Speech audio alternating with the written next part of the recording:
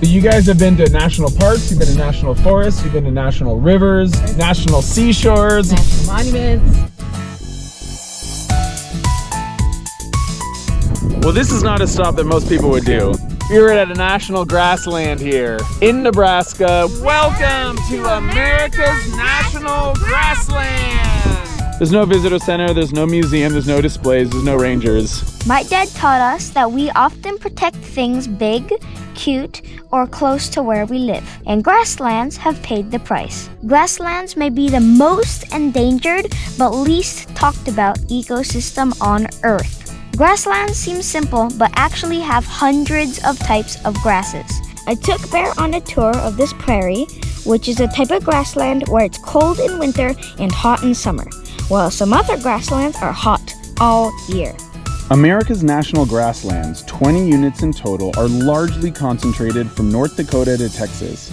They used to teem with massive herds of bison and elk and were home to many different Native American tribes who were largely displaced after settlers moved in 60 years after the Louisiana Purchase in the 1800s. These settlers had a dangerous arrogance thinking they understood the grasslands they were changing. They had farmed it so much so the deep roots weren't there anymore to hold the soil in place.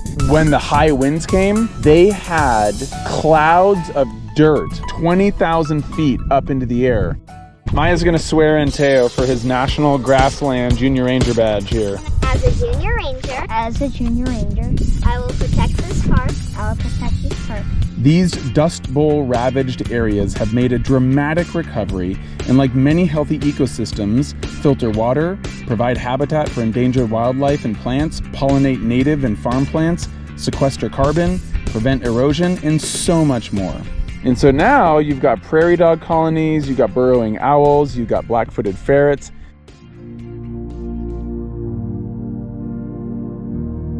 How long have we been driving in Nebraska? I think it's only been a couple hours, but it feels like it's been like 8. How many cities have we driven through?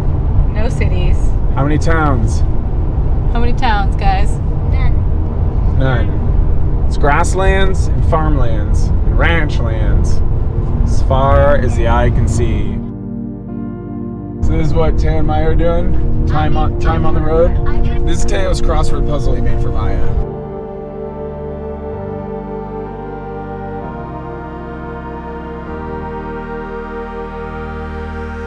We are staying at a cider house in Nebraska. This is Catlin, she's a super woman. I do all of the events out here. I manage all the staff. I manage the tasting room, do the menus, the food, all of that kind of stuff. And you're raising 3 kids. And 3 kids. Husband's he's the chemist. Yes. Yeah, Right. but he's a hearing specialist. That's his job. Oh my gosh. And we just do all this stuff on the weekends. That's incredible. Let's see what we got. Maple bourbon, mango habanero, honey lavender, and strawberry. Please, now I want some. How's it? Oh wow. It's good. So good. It's a lot of stainless steel. Yeah, it is. Our harvest host happened to have a group of home brewers enjoying the cider house's property, so we joined them for some drinks and conversation.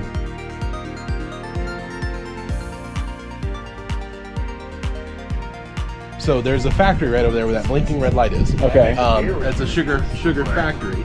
And literally we grow sugar beets here. Yeah. And so 40% of the sugar that's consumed in the U.S. is grown right here in Scottsbluff, Gearing Valley, and down into Colorado, just northern Colorado. The factories are all actually cooperative owned, so it's all the farmers. Employee owned? Yep. So Oh, that's awesome. Employee owned. So When Nebraskans get to the border, they freak out.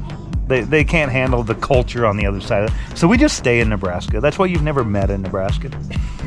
You know, it's before noon, so it's a great time for a brewery tour. So one of the home brewers last night invited us on a tour of the brewery where he works. Our tour guide, Dan, he was the mason that helped renovate this building, and then he became the brewmaster for the company afterwards because he was already home brewing at his house.